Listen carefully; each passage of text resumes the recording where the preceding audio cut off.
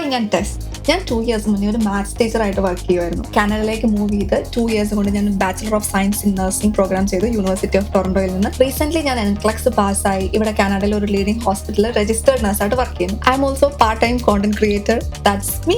അപ്പോൾ ഇന്നത്തെ എന്റെ വീഡിയോയിൽ ഞാൻ ചെയ്ത കോഴ്സിനെ പറ്റിയിട്ടുള്ള ഡീറ്റെയിൽസ് ആണ് പറയുന്നത്. ഓക്കെ, എന്റെ ഇൻസ്റ്റാഗ്രാമിൽ നിങ്ങൾ തന്നെ DM ആയിട്ട് ചോദിച്ച എല്ലാ ക്വസ്റ്റ്യൻസും കൂടെ ഞാൻ ഇൻക്ലൂഡ് ചെയ്തിട്ടാണ് ഈ വീഡിയോ ചെയ്യുന്നത്. അപ്പോൾ എന്നോട് ഏറ്റവും കൂടുതൽ ചോദിക്കുന്ന ചോദ്യം ഫസ്റ്റ് വൺ, എന്താണ് ഞാൻ ചെയ്ത കോഴ്സിന്റെ പേര്? ഞാൻ ചെയ്തത് 2 ഇയേഴ്സ് ആക്സിലറേറ്റഡ് നഴ്സിംഗ് പ്രോഗ്രാം എന്നാണ് ആ കോഴ്സിന്റെ ടൈറ്റിൽ നെയിം. ഞാൻ ഈ പ്രോഗ്രാമിന് അപ്ലൈ ചെയ്ത സമയത്ത് ഞാൻ ഇതിനെ പറ്റിയുള്ള ഡീറ്റെയിൽസ് ഒരുപാട് തപ്പിയിട്ടുണ്ട്. പക്ഷെ അധികം അവൈലബിൾ ഇൻഫർമേഷൻ ഒന്നും ഇല്ലായിരുന്നു. അപ്പൊ എനിക്കറിയാവുന്ന ചെറിയ ചെറിയ ഇൻഫർമേഷൻ വെച്ചിട്ടായിരുന്നു ഞാൻ ഈ കോഴ്സിന് അപ്ലൈ ചെയ്തത്. അപ്പൊ ഞാൻ വിചാരിച്ചു ഇതിനെ പറ്റി ഒരു ഡീറ്റെയിൽ വീഡിയോ ചെയ്യുകയാണെങ്കിൽ ആർക്കെങ്കിലും ഒക്കെ ഉപകാരപ്പെടുമല്ലോ.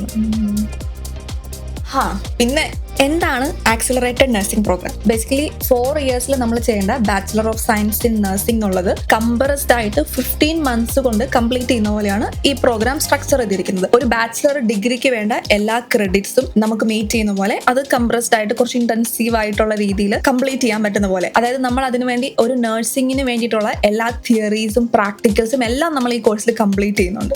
RN ആണോ RPN ആണോ ഈ കോഴ്സ് കഴിയുമ്പോൾ കിട്ടുന്ന ടൈറ്റിൽ എന്നോട് ഒരുപാട് പേര് ചോദിച്ചു. ഈ കോഴ്സ് കഴിയുമ്പോൾ നമുക്ക് കിട്ടുന്നത് bachelor of science in nursing എന്നുള്ളൊരു ഡിഗ്രിയാണ്. ആ ഡിഗ്രി കിട്ടിക്കഴിയുമ്പം നമ്മൾ NCLEX എഴുതി പാസ്സായി CNO ആയിട്ട് രജിസ്റ്റർ ചെയ്ത് കഴിയുമ്പോൾ നമുക്ക് കിട്ടുന്ന ടൈറ്റിൽ രജിസ്റ്റേർഡ് നഴ്സാണ്. അപ്പോൾ ഈ കോഴ്സ് കഴിയുമ്പോൾ നമുക്ക് RN-നുള്ള എലിജിബിലിറ്റി ആണ് കിട്ടുന്നത്. പിന്നെ എന്നോട് 2-3 പേർ ആൾക്കാർ ചോദിച്ചിട്ടുള്ള ക്വസ്റ്റ്യൻ ആയിരുന്നു, എൻ്റെ ബാക്ക്ഗ്രൗണ്ട് കമ്പ്യൂട്ടർ സയൻസ് ആണ്, എഞ്ചിനീയറിംഗ് ആണ്, ഇങ്ങനെയുള്ള ആൾക്കാർക്കൊക്കെ ഈ കോഴ്സ് അപ്ലൈ ചെയ്യാൻ പറ്റുമെന്ന്. ഇപ്പം എൻ്റെ കാര്യം പറയുവാണെങ്കിൽ എൻ്റെ പ്രീവിയസ് ഡിഗ്രി എന്ന് പറയുന്നത് മാസ്റ്റേഴ്സ് ഇൻ മാത്തമാറ്റിക്സ് ആയിരുന്നു. ബേസിക്കലി ഈ കോഴ്സ് എന്ന് പറയുന്നത് ഡിഫറെന്റ് ബാക്ക്ഗ്രൗണ്ടിൽ നിന്ന് വരുന്ന ആൾക്കാർക്ക് നഴ്സിംഗിലേക്ക് സ്വിച്ച് ചെയ്യണമെങ്കിലോ അല്ലെങ്കിൽ അവരുടെ കരിയർ, അതായത് പ്രീവിയസ് സ്കിൽ സെറ്റ് വെച്ചിട്ട് അവരുടെ കരിയർ കുറച്ചും കൂടെ ഹെൽത്ത് കെയറിലേക്ക് ഡെവലപ്പ് ചെയ്യണമെങ്കിലോ ഒക്കെ വേണ്ടിയിട്ട് സ്ട്രക്ചർ ചെയ്തിരിക്കുന്ന പോലത്തെ കോഴ്സാണിത്. ഫോർ എക്സാമ്പിൾ, ഇപ്പോൾ എൻ്റെ മാത്സ് ഡിഗ്രി വെച്ചിട്ട് എനിക്കിപ്പോൾ ഹെൽത്ത് കെയറിൽ അനലിറ്റിക്സിലോ ഒക്കെ മാറാൻ പറ്റും. എൻ്റെ ക്ലാസ്മേറ്റ് ആയിട്ടുണ്ടായിരുന്നവർ തന്നെ എഞ്ചിനീയറിംഗും കെമിസ്ട്രിയും PhD ഒക്കെ കഴിഞ്ഞ് വന്നിട്ടുള്ള ആൾക്കാരുണ്ടായിരുന്നു. അപ്പോൾ അവർക്ക് അവരുടെ സ്കിൽ സെറ്റ് വെച്ചിട്ട് ഹെൽത്ത് കെയർ സെക്ടറിൽ അതെങ്ങനെ ഇംപ്ലിമെന്റ് ചെയ്യാന്നുള്ള രീതിയിൽ കരിയർ ഡെവലപ്പ് ചെയ്യാൻ പറ്റുന്ന പോലത്തെ രീതിയിലാണ് ഈ കോഴ്സ് സ്ട്രക്ചർ ചെയ്തിരിക്കുന്നത്. അപ്പൊ ഇനി ആർക്കൊക്കെ അപ്ലൈ ചെയ്യാം, ഇത് എങ്ങനെ അപ്ലൈ ചെയ്യാൻ പറ്റുന്നതെന്ന് ചോദിച്ചിട്ടുണ്ടെങ്കിൽ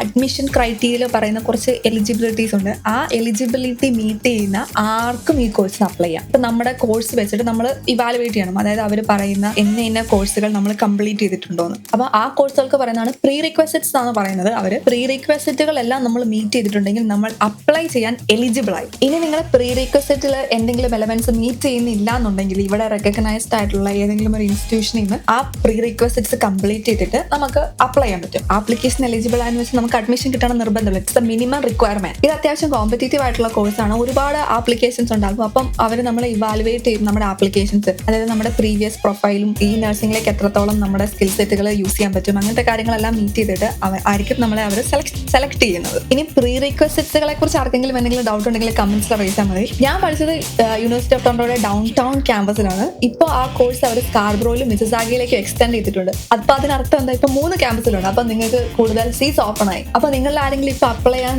നോക്കുന്നുണ്ടെങ്കിൽ I think it's a good time. പ്രോഗ്രാമിന്റെ സ്ട്രക്ചർ ആൻഡ് ഇന്റൻസിറ്റി എങ്ങനെയുണ്ടെന്ന് എന്നോട് ഒരാൾ ചോദിച്ചായിരുന്നു. നിങ്ങൾക്ക് ഗസ് ചെയ്യാൻ പറ്റുമെന്ന് എനിക്ക് തോന്നുന്നു. 4 ഇയറിന്റെ പ്രോഗ്രാം 15 മന്ത്സിലേക്ക് കംപ്രസ് ചെയ്യുമ്പോൾ എത്രത്തോളം കോഴ്സ് ലോഡ് ഉണ്ടെന്ന് നിങ്ങൾക്ക് മനസ്സിലാക്കാൻ പറ്റുമെന്ന് എനിക്ക് തോന്നുന്നു. 4 ഇയർ നഴ്സിംഗിന് കവർ ചെയ്യുന്ന എല്ലാ കോഴ്സും ഈ പ്രോഗ്രാമിൽ കവർ ചെയ്യുന്നുണ്ട്. പീഡിയാട്രിക്സ് ഉണ്ട്, ലേബർ ആൻഡ് ഡെലിവറി ഉണ്ട്, മെന്റൽ ഹെൽത്ത് ഉണ്ട്, പാത്തോഫിസിയോളജി ഉണ്ട്, മൈക്രോബയോളജി ഉണ്ട്, അങ്ങനെ എല്ലാ കോഴ്സും. പിന്നെ ഈ കോഴ്സിലെ majority of exams multiple choice ആണ്. അപ്പം ഗ്യാസ് അടിക്കാൻ പറ്റില്ല, നമ്മൾ കറക്റ്റ് ആൻസർ എഴുതി തന്നെ പാസ്സാവണം. ഒരു കോഴ്സിന്റെ ടൈം പീരീഡ് എന്നൊക്കെ പറയുന്നത് ഒരു 4 വീക്സ് 6 വീക്സ് വരെയൊക്കെയാണ്. അപ്പൊ ആ ടൈമിനുള്ളിൽ നമുക്ക് 2 എക്സാം നടക്കും. അതിന്റെ അസൈൻമെന്റ്സ് വെക്കാനുണ്ട്, പിന്നെ പഠിക്കാനുള്ള കാര്യങ്ങൾ പഠിക്കാനുണ്ട്. അതിന്റെ കൂട്ടത്തിൽ ആ റൊട്ടേഷനിലെ ക്ലിനിക്കൽ പ്ലേസ്മെന്റ് ഉണ്ട്. അപ്പം it was kind of intense. പിന്നെ പ്രോഗ്രാമിലെ ക്ലിനിക്കൽ പ്ലേസ്മെന്റ്സ് എങ്ങനെ ഉണ്ടായിരുന്നു ചോദിക്കുന്നുണ്ടായിരുന്നു ഒരാളിനോട്. 4 ഇയർ പ്രോഗ്രാമിന് എനിക്ക് തോന്നുന്ന ഇവിടെയൊക്കെ സെക്കൻഡ് സെമസ്റ്റർ തൊട്ടിട്ടാണ് ക്ലിനിക്കൽ പ്ലേസ്മെന്റ് തുടങ്ങുന്നത്. ഈ പ്രോഗ്രാമിന് സെക്കൻഡ് ഡേ തൊട്ട് ക്ലിനിക്കൽ പ്ലേസ്മെന്റ് തുടങ്ങി. ഫോർ എക്സാമ്പിൾ, ഇപ്പൊ എന്റെ കാര്യം പറയുകയാണെങ്കിൽ ഒരു നോൺ ബയോളജി ബാക്ക്ഗ്രൗണ്ടിൽ നിന്ന് വന്ന ആള് സെക്കൻഡ് ഡേ തന്നെ ക്ലിനിക്കൽ പ്ലേസ്മെന്റിന് പോകുമ്പോൾ ആദ്യത്തെ പ്രാവശ്യം എനിക്ക് ഭയങ്കര ടഫായിരുന്നു. ഓൾസോ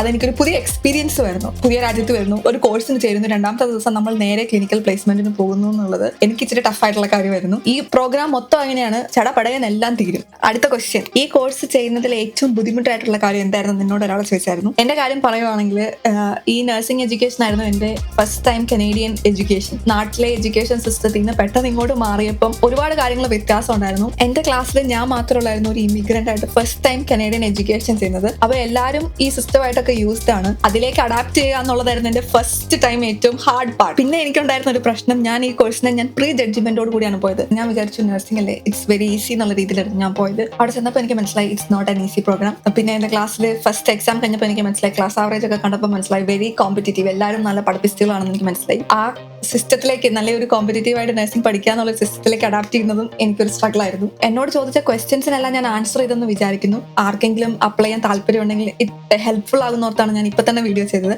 അപ്പൊ നിങ്ങൾക്ക് ഇനി അപ്ലൈ ചെയ്യുമ്പോൾ എന്തെങ്കിലും ഡൗട്ട് ഉണ്ടെങ്കിൽ കമന്റ്സിൽ അറിയിച്ചാൽ മതി, ഞാൻ റിപ്ലൈ തരാം കേട്ടോ.